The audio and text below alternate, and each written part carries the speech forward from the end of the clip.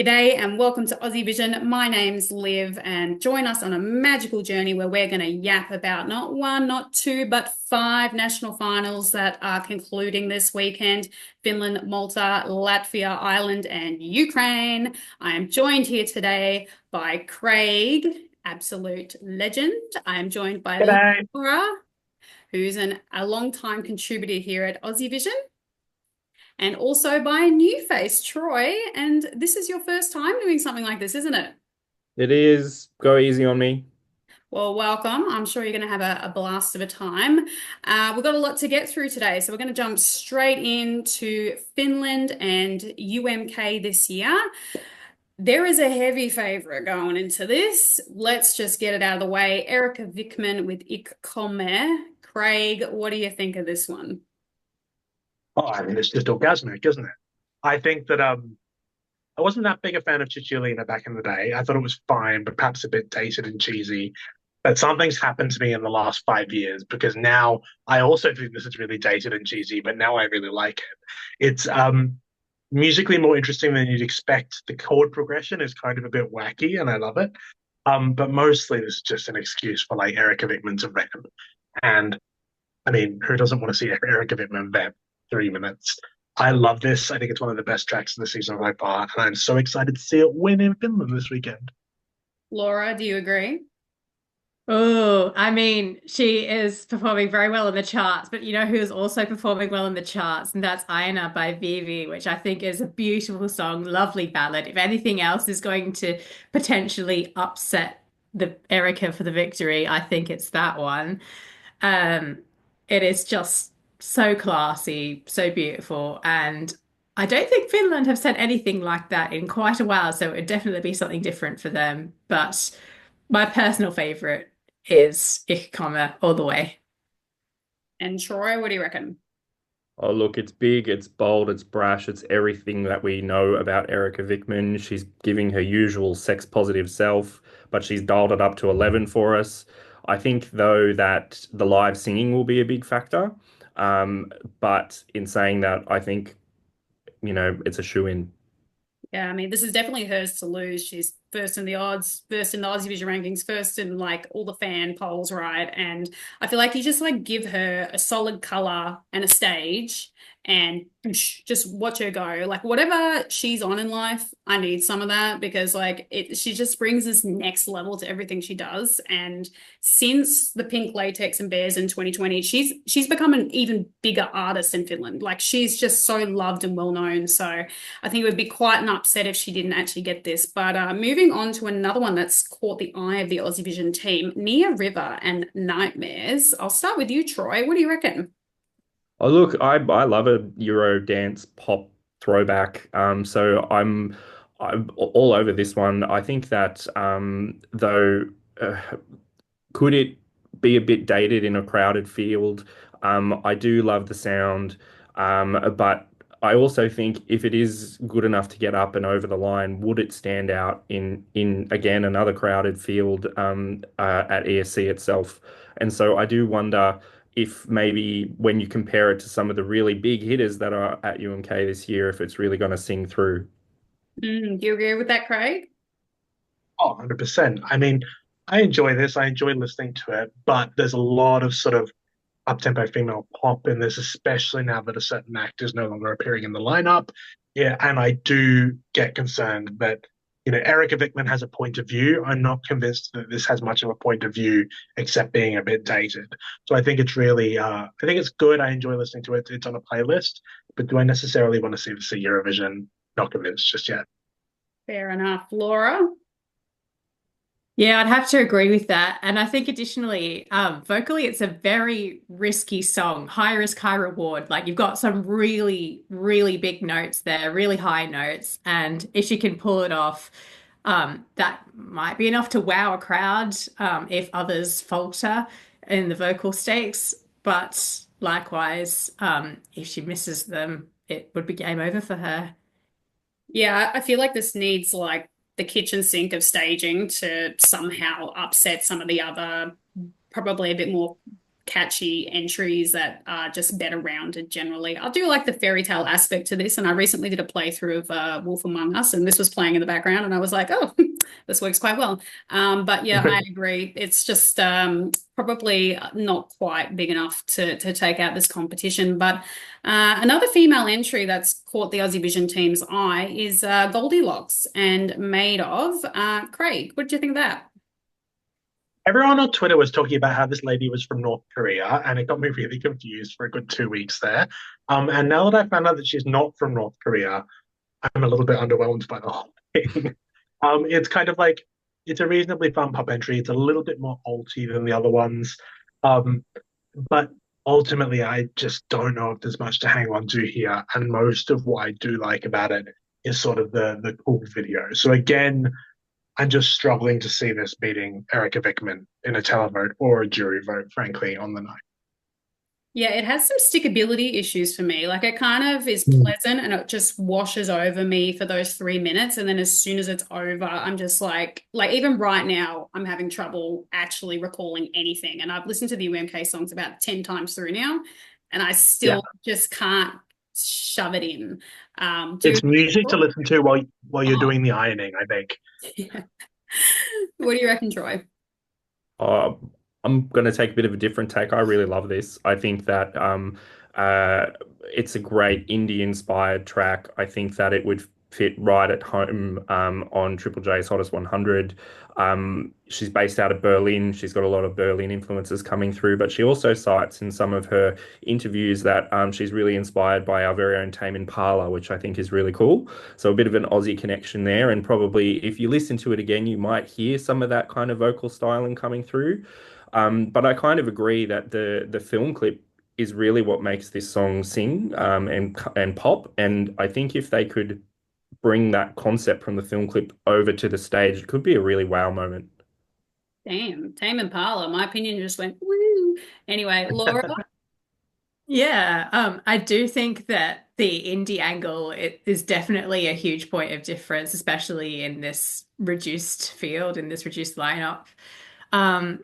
But overall, she's going to really need to like bring some huge staging, I think, to get it over the line. Especially when it comes to appealing to the televote. I think it might struggle in that category, but juries might go for it a bit more.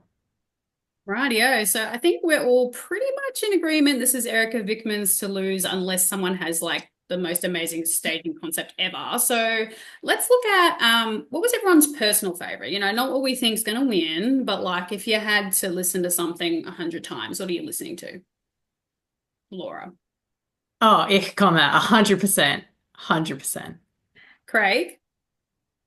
I mean, Erica Vickman, but on the winning point, everyone was also convinced she was going to win in 2020. So I'm not going to treat her as the winner until she's actually got the trophy in her hands. That's true. I was one of those people, and then I cried about it. So, what do you reckon, Troy? I'm coming down on the side of Erica Vickman for sure. I listened to her on repeat while I was driving around Finland by myself a couple of months back, and so I'm team Erica Vickman all the way.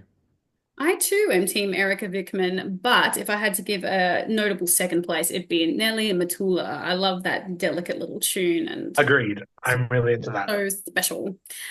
So moving on to Latvia Supernova, which is on Sunday morning for us here in Australia. We just went from a national final where everyone kind of thinks they know who's going to win to one where who we think is going to win seems to change every 5 minutes. Let's start with the song that was sort of first in the odds before the live semi-final happened, the Ludwig with Ligo, not entirely sure. I'll start off with this one. I think he sort of nibbled, right? This was a song that was quite bold, and I think English needs to be banned in Latvia because the bits that are in Latvian, they slap. They're great when I can't understand what he's saying. As soon as he goes into the English, it's just a little bit like oralist, and the vibes are kind of not there for me. So are you guys feeling the same? What do you reckon, Laura? Yeah, I reckon I ha thought it was a stronger candidate going into the semi-final than going out of it. Because when I watched it down the camera during the semi-final, I just didn't feel like I could connect with it at all. I'm not sure if it's 100% the Ludwig's fault. I mean, he delivered that quite well vocally. Like there was no pitch issues or anything like that. But what was an issue for me was the choreography and the staging and the camera work. I just thought it looked so messy and clunky and disjointed that I really struggled to connect with it at all. Yeah, it definitely felt quite unfinished. Would you agree, Craig? Yeah, I think listening to the studio tracks, this stood out. But then the moment you see it on the stage, Laura was talking about choreography and stuff. I want to mention another word, blocking. Like just literally the places where people are placed on the stage. It really didn't feel deliberate enough. It felt at times like people were just sort of wandering wherever they wanted and like no one really knew where it was going. And it just took all sense of pace and direction out of this, such that I'm really struggling to see this winning this weekend in Supernova. And I know I'm being a bit of a negative Nancy, but it's okay. There'll be stuff I like later on. Troy? Uh, I thought the semi-final performance was a lot of fun, but I think it was fun because it felt like they were really leaning into that cheese factor. Like the by picking up on what you're saying, team, about the choreography, but it just kind of had the vibe of, look, bro, I made it to Supernova. Yes. I think that um, it could stand to be a little more polished. I didn't really vibe on the concept of, lovely ladies touching him up. I think that perhaps a different staging direction could have taken it a bit further. Yeah, so we're all sort of in agreement there. And to another entry that's in a similar vein, actually, that was sort of doing very well before the semi-final and then has sort of plateaued a bit, or flatlined, should I say. City Zenny with Rumtai, who competed at Eurovision in 2022 with Eat Your Salad. This was the number one of the Aussievision rankings also. Laura, what did you make of their semi-final performance? So look, I still enjoyed it from a staging perspective. The boys definitely brought a lot of energy to the stage. It was fun, it was catchy, but then it just sort of got to a point like where, okay, we sort of had the main sort of staging gimmick of the backing dancers in their like suits that look like car wash brooms mixed with Sully from Monsters Inc. And then it just sort of like, okay, that was their staging gimmick. They just sort of needed to bring something a little bit more, something a little bit extra, just to maybe take it over the line a bit. I just like, okay, that's it. Is that all there is? But I still enjoyed it. What are you feeling, Troy? I love the dank synth in this song, but yeah, I also couldn't look away from the garbage bag monsters, is what they look like to me. They also kind of reminded me of the yip yip yip Muppets from Sesame Street. And so a song that I thought had really great kind of dark sounds to it that I really vibed with, then when it was put with that kind of comedic concept, kind of lost it a little bit for me. But I think if I was just listening to it on my head in my headphones on the way to work, I'd still probably enjoy it. And you, Craig? I think this is great. I don't know what everyone's talking about. I'm going to be positive for once. I'm kind of into the sort of Cookie Monster forgot to shave dances at the back. And like, it's a catchy song. There's a concept here. Like, could it perhaps use a sort of second concept halfway through? Yes, but I also think you get the moment where he takes his head off and reveals the guy from last time. Now, that works in a supernova setting, of course, because I think people will probably recognize the guy, I think. But once you get to Eurovision, I think they're going to need to find a way of perhaps, yeah, giving this a bit more shape. But you know what? I think this is still my favorite act of what I've seen from Supernova this year. I think this is really fun. Yeah, I think from a technical point of view, because this is also one of my favorite songs actually of the whole national final season, so I had high hopes for it. I think from a technical point of view, the bits of the song I enjoyed the most were the bits when they weren't singing. And that always concerns me when the drop is the Yeah. best part of your song. And there was a section at the end where, because there's all that distorted vocal in the background, they were sort of lip syncing it as if they were singing it. And it was like, why, bro? Like it's all backing track. Like it looks really awkward. So from that point of view, a jury would absolutely annihilate this at Eurovision. Televote, yeah, I think there's a great appeal here for sure. It's a fun entry, duh. But like, I just have questions when, like I said, the drop is the thing that they're going to use in your Eurovision recap video on the night. Do you know what I mean? But moving on to, because this is such an open field, I want to kind of open the floor to you guys. State your piece on which other entry you reckon could come up and snag the crown, because it is just so open. I'll start with you, Laura. I mean, Latvia is your baby this year. Yeah, it is my baby. And I know there have been a couple of different frontrunners, but I want to talk about Amelia with Heartbeat. Now, Amelia won the X Factor a couple of years ago in Latvia. She's become more and more of a household name over there. And I know she actually has quite a very moving backstory, actually. So basically, what happened is when she was very, very young, like both her parents actually were addicted to various substances and both in prison. So she got put in an orphanage where she was then adopted out to a foster home before the age of 2. And to go from that to being able to like live out your dreams in the world of music, I think is extremely amazing. I think she has a bright future ahead of her. As for the song Heartbeat, um, it's pleasant to listen to. It's really nice. She performs it really well. And it's got a very favorable slot in the running order as well. It's right at the end. So it'll be fresh in people's minds for the televote. So I can expect a big televote coming for that for sure. Who are you batting for, Craig? I wasn't sure who I was going to talk about, but actually the one that I haven't been able to get out of my head for the last day or so is it Taltumatus, the sort of folk group with the Yeah. little wood nymphs? And look, incredible staging concept. The lighting just really lives out here. There's something a little bit Blanca Paloma about the whole thing. And it's all just kind of very hypnotic and very enjoyable to watch. With that said, and probably people aren't going to like when I say this, but how many times do we have to do this sort of like very credible, vaguely ethnic-y, arty thing? We had Ulen, we had Eaya, we had Norway last year, and it just doesn't seem like the public's going for it in the same way that the fans are. So I like this. I really enjoy it. I think it's probably got a shot on the weekend. But if it makes it to Eurovision, I am a little concerned about how competitive it is because it doesn't necessarily have a clear melody to stick in your head. Yeah, that's fair enough. Definitely lots of question marks there, but it definitely was one of the few ones that actually rose after the Mm. semi rather than plateaued slash flatlined. Troy, what are you thinking?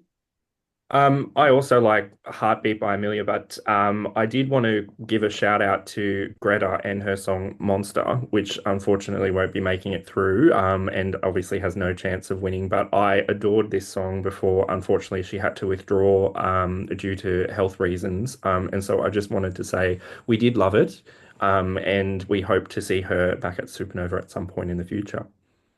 This is quite exciting. We have 4 different songs. I thought maybe there'd be a bit of overlap, but I'm actually going to talk about Chris Noah and also whoever put him first in the running order. I'm not happy because he is a really consolidated artist. You can tell this is someone who's been there, done that. I love the sound. It kind of feels like something that came out of like Twilight, like the soundtrack, and that's my vintage, unfortunately. So this song really does it for me, and it's actually my favorite song of this whole selection. So I hope from the first spot in the running order he can still get a good performance.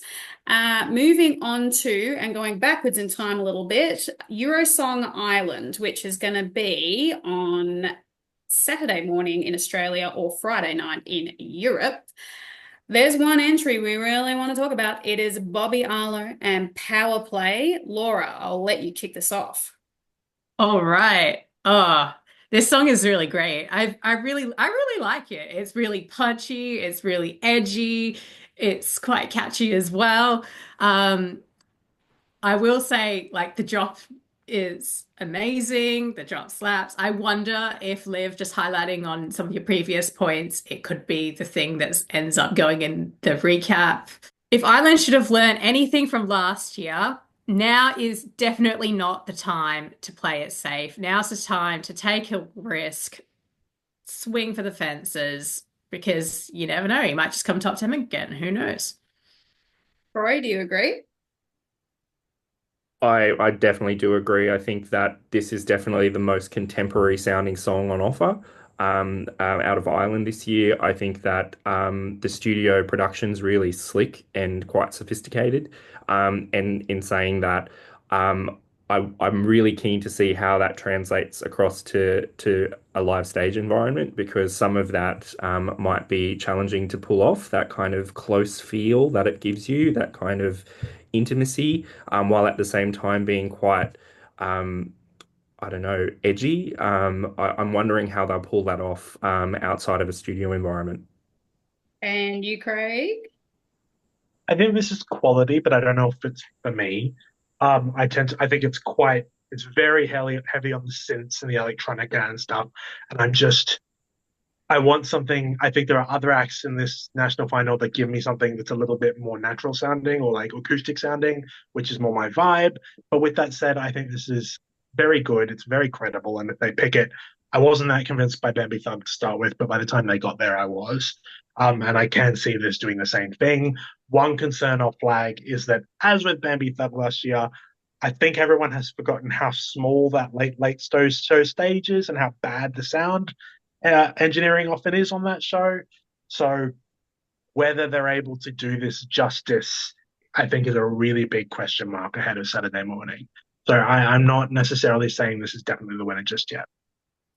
Yeah, I think I'm in a similar camp to you, Craig, where this song isn't really for me, but also I didn't really get Bambi until they were at Eurovision, and I definitely got slapped in the face with that one, and I'm happy to be slapped in the face again by Bobby Arlo, absolutely proving me wrong. So this could be something that comes to life and just really rises, or it honestly could be something that really struggles because I'm finding it hard to see a vision there, basically. But they're super engaged on Twitter with the Eurofan community. And I love that. I love an artist that really gets in there with us and just kind of is really natural and authentic and happy to just kind of go along with the craziness of Eurovision and that kind of thing. So I really do wish the best for Bobby, and I'll be interested to see what they're going to do on the night. Moving on to a very different artist that is quite a big name in Ireland, Samantha Mumba, or is it Mumba? I'm not entirely sure. And their song is My Way. Have you guys heard of her or not? No, I'd never heard of her until she got picked in this. I feel very young. What? I've heard of her. Eh? I know her. Rory? I Oh, think that look, just shows my vintage. Gotta Tell Ya was, I mean, on repeat in my compilation CD in the car, I bet. Um, yeah, no, that song was so catchy. Probably one of my first proper musical memories, to be fair. So, Okay. So yeah. moving on to the actual song, which I'll start here because I feel like maybe you guys will go slightly more positive than me. Well known. This is an akin to sending someone like Paulini, perhaps from Australia, that kind of size and era. It's a good opportunity for her to come back into the consciousness of the Irish public, but I just find the song a bit anemic, and that's really all there was to it. Do you agree, Troy? well, look, I was going to say before that I'm a millennial tragic and I still know all the words to I Gotta Tell Ya. And it was a global smash and it was everywhere at the time. And anyone my vintage will know the words back to back. So I had really high hopes when Samantha was announced. I was like, oh, this is going to be fantastic. It's going to be like another little kind of dancey number. And then we got a ballad, which I wasn't upset about necessarily getting a ballad, but I feel like the ballad just lacks a bit of punch. And I'm kind of keen to see whether or not her staging can give it a leg up or something along those lines, because I think at the moment it lacks kind of those melodic hooks that really need to bring you on board with that kind of build that it has, that it currently seems to just fall a bit flat. And what do you reckon, Craig? I think this is camp. I quite enjoy it. I think the fact that I don't know who Samantha Mumba is, it actually probably helps me a little bit here because I just sort of listened to the song and was like, it's fine. I think everyone's sort of pushing. It seems like there's been a real push in Eurosong this year to go for the sort of Irish elements, and some people have interpreted that in different ways, but some have just gone straight for the Celtic women violins, and she's one of them.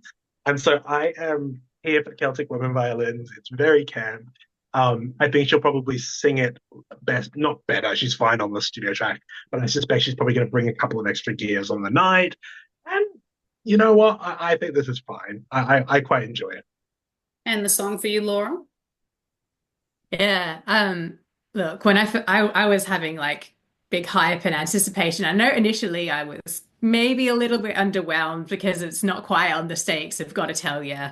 But I still think it is a very respectable song. It's got that sort of like 2000s R&B sort of feel to it, which I really like, even though it's quite an unusual sort of genre at Eurovision. It's not something you often see. And I agree with you, Craig. I think if anyone can pull off a live performance in that tricky, tricky late Eurosong studio environment, I think it's Samantha Mumba. She's a professional. Well, you can never discount these really, experienced artists. They know what they're doing. They got successful for a reason. So I'll be Like Johnny Rotten, very, he was great. yeah, be interested to see how this goes. One more song from Ireland that's sort of caught our eye, Emmy with Like a Party. It's a bit different, bit quirky. Laura, I'll let you talk about this one first. Why wasn't this in a certain other national final? Now, Emmy is Norwegian, so of course there might be a bit of an element there of like foreigners like coming into late Eurosong. But I really like the song. I think it's really catchy. It's really fun to dance to, even though it's about quite a tragic sort of subject of Laika the Soviet space dog. Um, I know that there was another song about that same subject in Norway's national final a few years ago, and I'm just wondering, like, did the people at Norway hear this and think, no, we've already had one of these. Um, no, thank you. But their loss is Ireland's gain. I think it's really fun, and I think it will definitely give the atmosphere a bit of a lift. Craig, do you think this is really fun or really tragic? Both. It's like it is fun, but like it's the sort of fun which everyone. It's like my AI. Everyone's sort of betting against it at MGP. The other thing I'm really concerned about with this is that I think if you directly compare this to the sort of MGP predecessors, your My AIs, your Wolf of Bananas, they had a staging budget, and I'm really concerned that what are they going to do with this on a late show stage? Is she just going to stand there? Are they going to have a dog? Is the dog going to come on the stage? Are they going to have a dog on the LED? Like, what do you do with this to not make it look embarrassing on a tiny little stage with 10 people watching? Roy, are you concerned or excited? I'm a bit concerned. I think that I think it's put together really, really well. It's again another Eurodance kind of pop vibe. It's all the rage to hark back to the Y2K era for that kind of sound, but it doesn't really add much like any elements that are quite contemporaneous to it. And so I'm wondering, is it going to get lost as well? Is it going to sound like the throwback it's intending to sound and get us feeling good, or is it just going to feel a bit dated? And for me, I kind of came away from it saying, this is totally in my wheelhouse. As like I said, a millennial, I love that kind of music, but I don't know, has it got enough to get it outside of that kind of realm for people?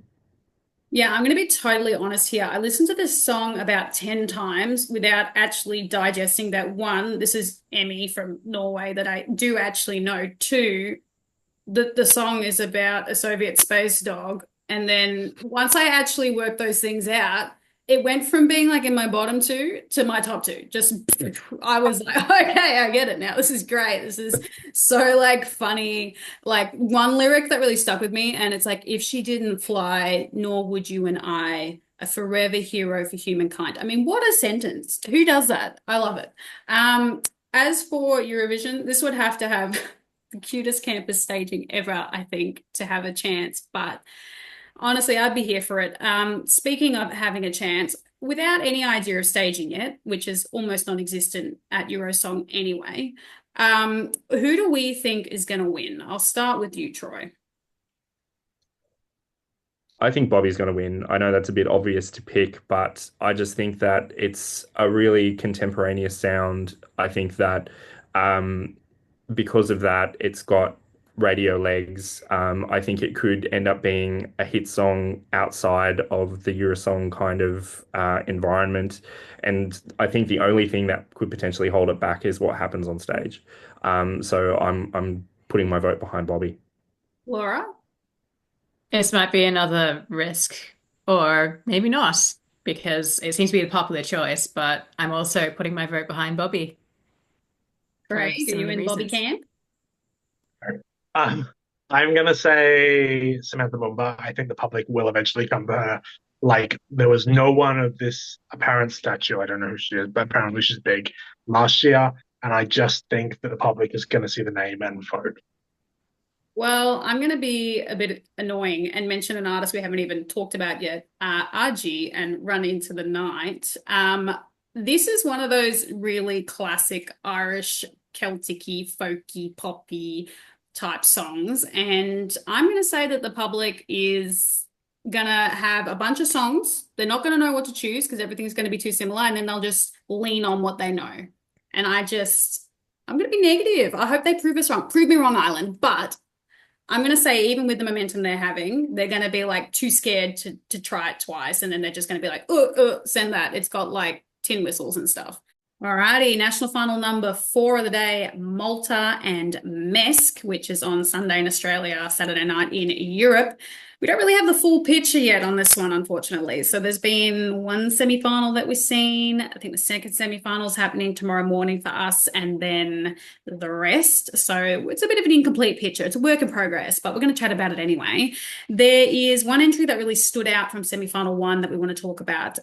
Christy Spiteri with Heaven Sent. Now, if you're a Doctor Who fan, that probably just triggered you because I know it did for me the first time I saw it. And this is going to transform the way I feel about those words for the rest of my life, possibly, not for the best. Laura, I'll get you to start this one. Look, when I first heard it in studio, I thought, wow, this is probably one of the songs to be. This is fantastic. Like the songwriting was absolutely 100% on point, but it's also one of those high risk, high reward songs. And we did have the privilege of seeing it in the semi-final. And Christy Spiteri, that girl can sing. She is an amazing singer. She's a fabulous singer. However, I have seen that it's like one of those high risk, high reward songs.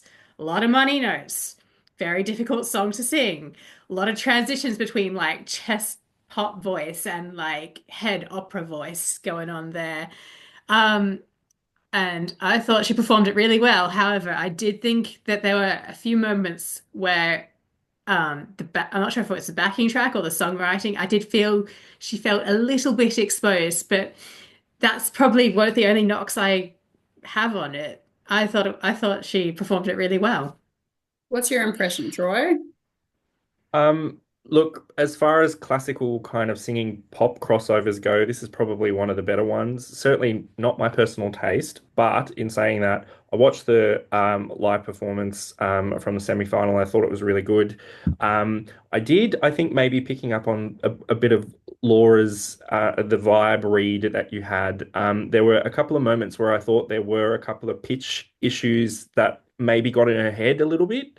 And because obviously she is such a capable singer, she would have picked that up instantly that she'd made a mistake. And I think maybe there was a moment of flash across her face where she was just like, fear, and then the performer kicked in. So I reckon a couple of those nerves will get ironed out. She's got this under her belt now, and I think that it'll be a really dynamic performance. Craig, what do you reckon? So I'm a Malta guy, as everyone knows. I enjoy watching this every year. I think this is a pretty good song. I think it's a pretty good MESC overall, and I think it contributes to it. However, I'm watching MESC this year with what I'm calling the Sarah Benici test in my head, where I'm thinking, would this get more points in a televote than Sarah Benici? And as good as this is, I don't necessarily see this overcoming the inherent sort of difficulties Malta has with the televote. They start so far behind that they need a gimmick or a story or something really unusual to get people talking. And I'm just not sure that the opera notes is it. With that said, I think this is a pretty good song. I think the crowd enjoyed it. And overall, I don't really have anything to criticize, but I think I'll be a little bit disappointed if this is what they end up going with on the weekend. And I'm not even sure, just to, as an aside, I'm not even sure it was the crowd's favorite, because the one that the crowd really got excited about was the tragic supergroup featuring Fabrizio Faniello and Jessica Muscat. So, yeah, we'll have to see. Yeah, what a brave soldier you are being our Maltese correspondent every year, Craig. Thank you so much for your service. This You're welcome. is honestly pretty good. Like, I honestly don't know how to feel about it because it's supposed to really grab a lot of attention, this entry, but for me, it's kind of just mid, which is quite bizarre for a song like this. I think it's camp, it's kitsch. Would Europe get it even if it went to Eurovision? Probably, maybe not. I mean, I really quite enjoy it, but there's too many question marks there for me, so I don't think Malta should probably go down that line. Moving on to another entry that was definitely the most viral one out of Malta, let's put it that way. I had friends who are once a year Eurovision people who are messaging me going, what is this See You Next Tuesday song coming out of Malta? What is happening? Let's talk about Marana Conte with Can't. Troy, do you want to kick us off? Oh, look, how ridiculous is it? But how ridiculously fun is it? Like, it's just so much fun to be so tongue-in-cheek, and you can never discount the fun factor. I think the play on words obviously can't means singing in Maltese, and so I think that play on words is a nice gimmick, as you say, is needed, Craig. I think that it lends itself to that virality which we've already seen, and if you kind of pair that with some cheeky dare I say, Erica Vickman-esque staging, you could really end up with something quite ridiculously special. Laura? I'm not even sure she needs the Erica Vickman staging, to be honest. She is serving vocals. She is serving singing. She has a great voice as well, which really helps. And like I said, with a couple of other songs, the beat drop is very, very fun.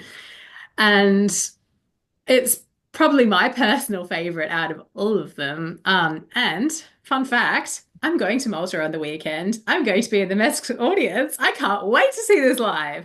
Absolutely fabulous. We're going to have a correspondent in the arena. Stay tuned. Craig, what did you reckon? I'm so jealous, Laura. I mean, this is going to be like the artistic event of the year, and you're going to see it live. Like, my God. From my view, I think it's just nice to see Malta looking at something a little bit classy this year. There's something that really sort of leaps out about this, and it's not immediate, not even just the word. I think the word helps this pass the Sarah Benici test, in that it will be memorable, in that it does have the gimmick. I am concerned about what happens if this wins with the EBU censors. Because if you take the word out, then we're back to failing the Sarah Benici test. And so I actually agree with Laura. I'm not sure that they should go down the Erica Vickman route with this. I think the staging really needs to accept that we already know what she's singing and try and tell us as much as possible that that's not what we're hearing. So she needs to show us that the word is K-A-N-T. It needs to be music notes everywhere. Everything about it needs to tell us that this is a song about singing, and then we all know what it's really about. Because otherwise, I don't see this getting past the censor. And if it doesn't get past the censor, then I think we're in trouble. But I love it. Favorite song of the season. I totally agree there. It's also my favorite song, and then on top of that, if the EBU problem is a problem that we've got problems, but you can face that bridge when you get there. It has that sort of familiar Little Mix kind of sound, and serving cunt. Like, honestly, Harvard is calling. Like, what a moment in Eurovision history. I showed this to some random person at my job the other day who is not a Eurovision fan, by the way, and he just laughed, but then was kind of bopping along. And that's something, right? Like, when you have something at Eurovision, if the person's just sitting there and is like, yeah, whatever, you're not voting for it. But like, if it's grabbing your attention and it's making you feel stuff, even if it's humor, that's a good thing, you know. So I don't think this is the worst choice ever. It's definitely something very different, and I really can't wait to see where this staging is going, and we're going to find that out tomorrow morning. Moving on to another song, Cantera, and I don't even want to attempt how to say the song, unfortunately, but it's got a lot of words, a lot of that kind of thing. Very folky. Tell Craig really wants to say it. Oh, sorry, I here want you to go, say, Craig. go, Craig. I can barely say it, but you sort of have to say it like they sing it. La la ratatake, la la rataka boom. Yeah. Do you want me to talk about this one, Liv? Yeah, go for it, man. Uh, Look, I mean, I think this isn't necessarily my favorite one in the lineup, but I think it's the one that they should pick. I think there is a clear, established market for this sort of stuff at Eurovision. You have your sort of train song from Moldova. You have Armenia last year. And I think this is clearly going into that sort of space in such a way that if we go back to the Sarah Benici test, I see how this passes.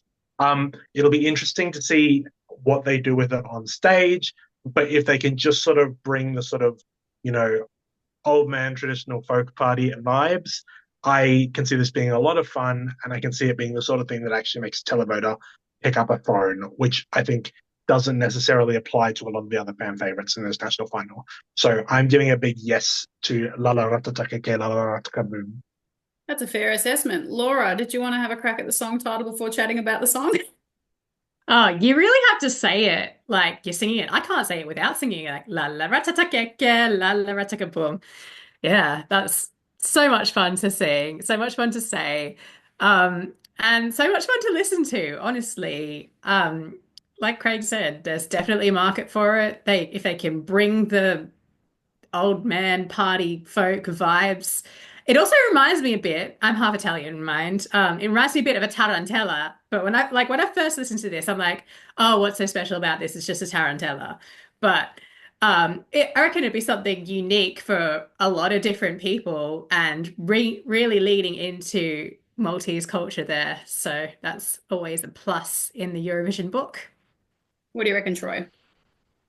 Oh, to me, this sounds like the songs that they played at kick-ons at after Bilbo Baggins' birthday party in Lord of the Rings. This is in the deep director's cut where all the hobbits are wasted, falling around the tents, and this is playing in the background. I just think it's fantastic. I love the Maltese instrument, which I believe is called a Taz Zalzet. I looked it up. It's the special drum he plays in the video clip. I just think it's got lots of really fun elements. It doesn't take the place of serving Kant, but I do really enjoy listening to this one. Honestly, I've got tears in my eyes after that. That was pure poetry, Troy. Thank you very much for that. I have no notes. You guys have just completely nailed it on the head. And yeah, it'd be something very different from Malta, right? Like, how many big girl bops have we got out of Malta in recent years? Like, just do something different, call it a day, and have a go at Eurovision with that. I'll do a quick fire. Who do you guys think is winning? Laura, I'll start with you. Okay. It might not be the same as who I want to win, but I think La La Ratataka and La La Rataka Boom will take it out. I'm going to agree. Cantera is my choice as well. Craig? Cantera, or I am going to give another shout out to the tragic supergroup featuring Fabrizio Fagnolo and Jessica Muscat. Not a great song, but it appeared to get Maltese middle-aged people in the audience very, very turned. So we'll have to see how that goes. Troy? I can't go past a pun. I'm going all the way with serving can't. Whether or not it goes past the censors, I think it definitely deserves to have its moment in the sun. All right, so we've got a bit of an open field kind of feeling here. It'll be very fascinating to see how that goes this year. Moving on to our last national final for this video. It is Ukraine Vidbir on Sunday morning in Australia, Saturday night in Europe. Hopefully this year we get a nice, uneventful, smooth competition, because I can't really remember the last time that's happened in Ukraine. Let's start off with what is sort of number one in the odds, fan favorite, won the AV rankings, you know, something that seems like a pretty firm favorite. Masha Kondratenko and No Time to Cry. Craig, what do you think of this entry? It's just really quite hypnotic and compelling. I think it's not the strongest Vidbir we've had for a couple of years, but this song specifically really, really leaps out. She's got quite an interesting voice, and I see a lot of opportunity for sort of similar sort of mystical, interesting staging as we had with Teresa and Maria last year.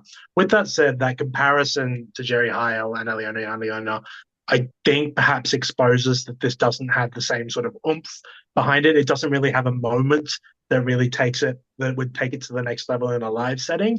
But out of these songs, I think it's clearly the strongest, and I think it's got a lot of potential to build as we move towards May. So, big yes from me. I think this is the clear winner. What are your thoughts, Troy? I also think it's the clear winner. I am a massive, massive fan of this song. I have been sending it to everybody that I know, saying you must listen to this. I think this is what Goldfrapp would sound like if Goldfrapp came out in 2020. I think it's so sophisticated in its production. It's one of, I think, probably the slickest productions I've heard offered up at a national final. I'm really excited to see how it goes. I just think that it could be a massive hit again outside of the Eurovision sphere. I don't think this song would need Eurovision to carry it to a broader audience. I can't wait, and I hope that it really gets its moment to reach more and more people. Do you concur, Laura?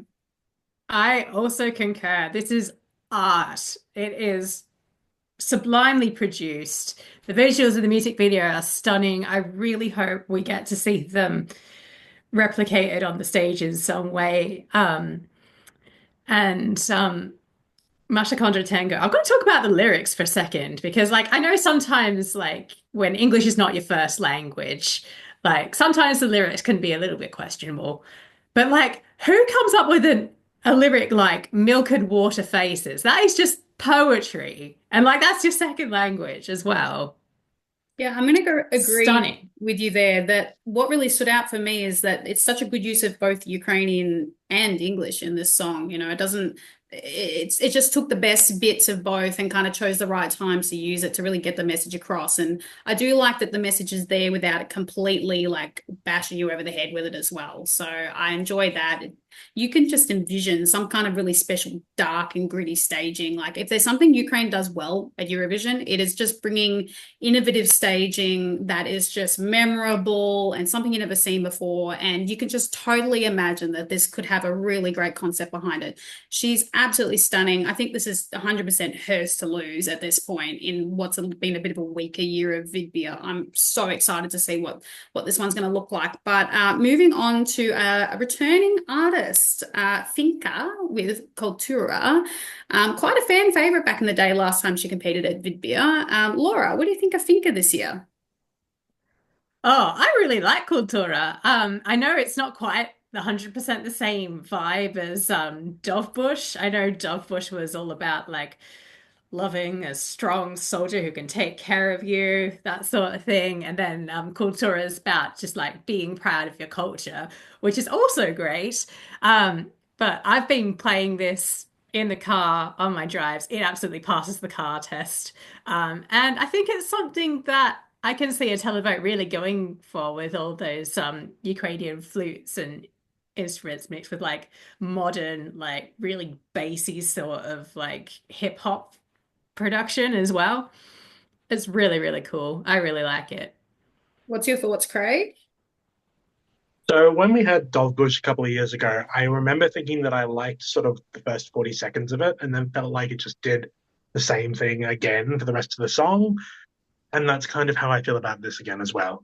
He's got a real eye for interesting production. I think that there's some interesting use of traditional instruments again, and some of the riffs work really well. But I really want this to go somewhere, and I never feel like it quite gets there. So maybe again, maybe the staging can perhaps give this the direction that I feel like it's lacking now. But for me, this is sort of a hesitant yes rather than something I'm sort of really into with all my chest, if you feel me. Yeah, that's a fair one. Troy, what do you think? Oh, look, I think this song is great standing on its own, but for me, when you put it in the lineup and then suddenly you have No Time to Cry, which could possibly be my favorite for the competition, it's hard for me to kind of jump on board and say, I think this is fabulous and can win. In saying that, I think it just suffers from that comparison. I think standing on its own, it's a great song. It has nice little I suppose, uh, production hooks, but also vocal line hooks that lean into that, I suppose, cultural element without going too deep into it, that it becomes kitsch. I think that it is a good offering. I'm just kind of so overawed by the other option that it's hard for me to sing its praises as highly as perhaps I might have had it been another year. Absolutely fair enough. This one was actually my favorite when we did the Aussievision rankings a little bit ago. However, I feel like as we're getting closer to the competition, I'm kind of jumping on that No Time to Cry bandwagon. I do think the strength of Kultura is the undeniably Ukrainian production and sound for sure. And this stuff always goes down well at Eurovision. People love it. It's different. It's folky. It's those fusion of, elements and concepts are always something that works great. And you can just tell that she's such a lovely and kind and I love her. When she came the other year at Vidbir, like I just fell in love with her instantly, and I just know I'm going to love this performance. But I definitely don't think when you compare it to No Time to Cry, this is the better option. Speaking of other options, were there any other entries in this national final that kind of stood out to you, whether you thought maybe they could come up and challenge or you just personally loved them? Craig, I'll let you go first. I feel like a deer in headlights because I think my answer is no. Um, I mean, that's fair. I think All the right. rest of them are fine. Okay. Can we talk about one that I think is really bad but really fun? What's that ballad? The one where he's like, "Give it to me now, or I will die," because that's iconic. Like, not good, but really fun. I know But what you're otherwise, talking no, about, but I've scrubbed it from my memory, the name of it, perhaps for the it, best. it will never leave my head. But no, I think this is Mashes to lose, and nothing else is really leaping out to me in this lineup, if I'm honest. All right, Troy, did you like anything else or just Absolutely. I adore DK Energetic. I think it's how you pronounce it. And their song Seal. It's Cyrillic writing, so Google helped me in how to pronounce it, I have to admit. But I love that post-punk stuff. Again, back to that dirty synth dank in a club, kind of deep in some Eastern European, obviously, country. It reminds me a lot of Molchat Doma, who come out of Belarus.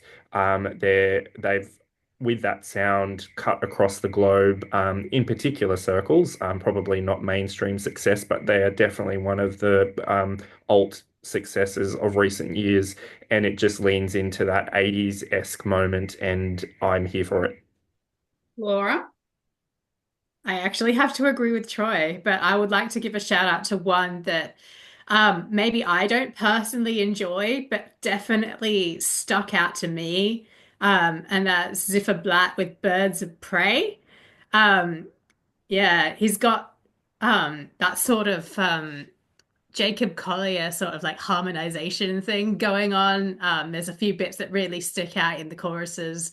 I just thought I'd give that a shout out as something that stood out in the lineup, even if I personally didn't enjoy it as much as No Time to Cry or Kultura. Yeah, well, my second favorite song was actually Molody and My Sea. There's something really nice about the production, the vocals that really just washes over me. And for me, this is the best of the boys. I think the girls have the strongest stuff this year, but of the boys, this is it. And that little section in Ukrainian towards the end, there's something about the way it builds to that just it gives me tingles when it gets there. I really love it. And I hope that they're at the pointy end of the results come the final night. But thank you so much for joining us today, Laura, Craig, and Troy. It's been a long one. Thank you if you stuck around to the end here. Tell us in the comments, obviously, if you agree with our choices or if you think that we're absolutely nuts and need to get our ears checked or something, etc. But yes, thank you, everyone, and we'll see you in the next one. Catch ya. Ciao. Bye.